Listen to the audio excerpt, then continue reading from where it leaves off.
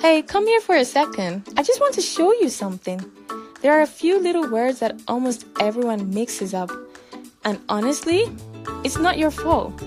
They all sound exactly the same. But once you see the difference, you'll never forget it. Let's start with the first group. There, and there. 3 little words, 3 completely different jobs. There is all about place, where something is. The cat is over there.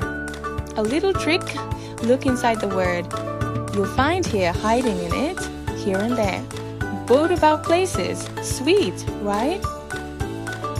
There means something belongs to them. That's their house. Their dog is so fluffy.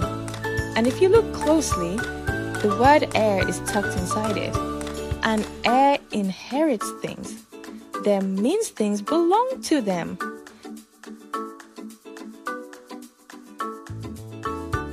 There is just 2 words snuggled together. They are. That's the whole secret. Whenever you write there, you could swap in they are and it would mean exactly the same thing. They're going to the park. They are going to the park. Perfect.